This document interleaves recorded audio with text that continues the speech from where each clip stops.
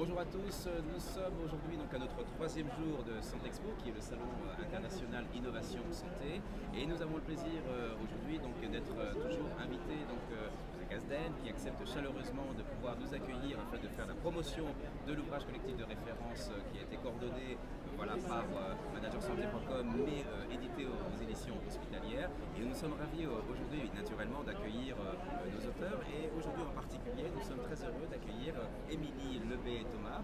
Bonjour chère Émilie, vous aurez le plaisir de vous présenter et on va co-animer avec Nada Nadif que vous connaissez maintenant parce qu'elle est également donc co-autrice de cet ouvrage. Et sans plus tarder, eh bien, chère Émilie, je vous propose de vous présenter. Peut-être première question, c'est quelle est votre impression sur cette initiative collective, voilà, donc de cet ouvrage interdisciplinaire. Bonjour à tous, donc, je suis Émilie Lebet-Thomas, je suis directrice d'hôpital à l'origine française et depuis 5 ans je vis à l'étranger, donc j'ai vécu aux États-Unis et maintenant en Allemagne, à Berlin.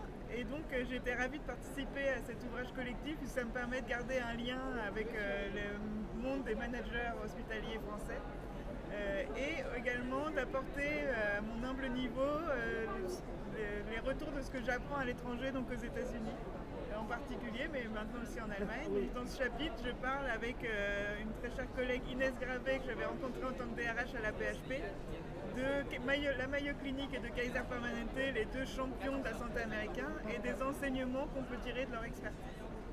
Super, merci beaucoup et ravi de vous accueillir à nouveau pour ce dernier jour de Santexpo. Nous sommes mercredi. Et quelle est votre impression déjà sur ce projet collectif? Comment vous l'avez perçu? Et peut-être à travers votre contribution, quelles sont vos perspectives en termes de santé innovante en France et puis même à l'étranger?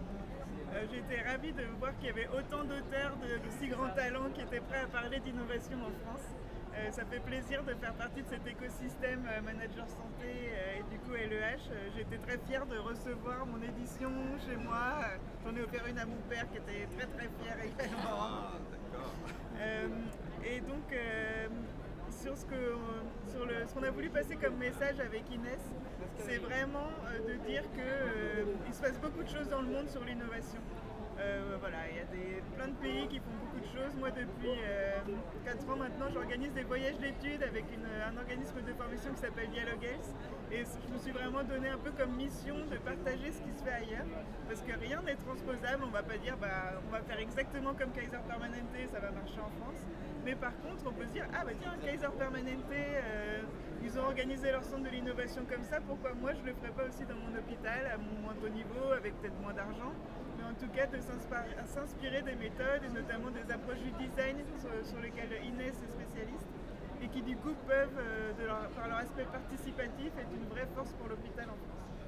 Complètement, et c'est vraiment très enrichissant de voir votre vision parce que votre mission et votre message fort, c'est de s'inspirer et d'adapter des initiatives qu'on réussit ailleurs, que ce soit aux États-Unis, au Japon ou même ailleurs. Donc c'est vraiment très intéressant d'apporter ça. Comment vous voyez le futur en France? Ça, c'est pour le système de santé, évidemment. Pour le système de santé français. J'ai à la fois une part d'inquiétude, mais qui se retrouve dans tous les pays du monde. En fait, après le Covid, je pense qu'il y a une grande fatigue des équipes et du coup, vraiment une inquiétude sur comment on va tenir dans le futur et comment on va se réimaginer, et aussi une confiance parce que je pense que les approches, notamment du design et de l'innovation dont on a pu parler dans notre chapitre, c'est une façon de redonner le pouvoir au personnel de santé et aux patients notamment, et de dire, ensemble, qu'est-ce qu'on peut imaginer comme solution pour notre système dans notre contexte. Et je pense que c'est vraiment des approches qui peuvent redonner du souffle et redonner de l'allant, et du coup continuer à soigner les patients et garder les populations en santé, et du coup repartir vers quelque chose de nouveau.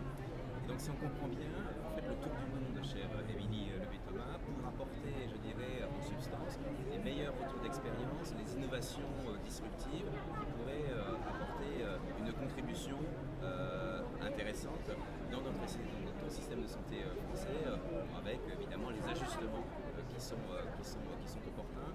C'est un message d'espoir pour les professionnels de santé qui vous écoutent, ils sont nombreux. Mais oui, c'est un message d'espoir. Je pense que moi, du coup, j'ai eu la chance de visiter plein de pays, de découvrir plein d'hôpitaux, de systèmes de santé différents, des EHPAD aussi. On fait beaucoup de visites dans le médico-social. Et on voit qu'on a tous les mêmes problèmes. C'est assez surprenant d'ailleurs. Tous les systèmes de santé rencontrent globalement les mêmes problèmes. Et tous cherchent des solutions. Et du coup, je pense qu'en allant regarder à droite et à gauche sur ce qui se passe, on peut vraiment trouver des solutions qui seraient adaptables à ce qui se passe en France. Rien de miraculeux, personne n'a trouvé les solutions au financement des hôpitaux, au vieillissement de la population et au Covid non plus. Mais par contre, il y a plein de petites solutions et des choses où on se dit bah voilà, je pourrais faire comme ça. Là, dans le salon, j'ai rencontré énormément d'anciens participants et tous quasiment m'ont dit ah mais justement, hier, je parlais de la Suède, je parlais de San Francisco, j'utilise tel truc qu'on a vu, cette façon de prendre en charge les patients, etc. Et donc on peut vraiment s'inspirer de ce qui se fait ailleurs et ça donne du souffle, ça change les idées, ça donne des nouvelles idées, c'est vraiment bien. Donc il y a à la fois les voyages d'études et maintenant on fait des voyages d'études virtuels. Donc on a une plateforme qui s'appelle Dialogues Each Journée où on partage du coup des visites d'études virtuelles dès la veille sur ce qui se passe dans le monde, le tout en français parce que c'est quand même une limite, en France on parle pas beaucoup anglais donc moi j'essaie d'aller chercher les choses, je les traduis, je les mets un peu dans le contexte français et donc bon, j'espère offrir une ressource que j'aurais aimé avoir en tant que directrice pour tous les managers, les cadres, les directeurs en France. Bien, chère Émilie, on est vraiment ravis d'avoir eu la possibilité de pouvoir entendre la richesse et la diversité de ce que vous avez proposé, à la fois dans cet ouvrage, mais également dans l'ensemble de vos activités. Et on voit bien que vous faites le tour du monde, encore une fois, pour apporter une vraie valeur ajoutée. Et peut-être que Nada, pour conclure, peut-être que vous voulez dire peut-être quelque chose, effectivement, dans cet esprit d'ouverture internationale. Exactement, moi je voulais vous remercier d'être à la fois l'ambassadrice de la santé étrangère en France et puis l'ambassadrice de la France à l'étranger parce que c'est un rayonnement vraiment international.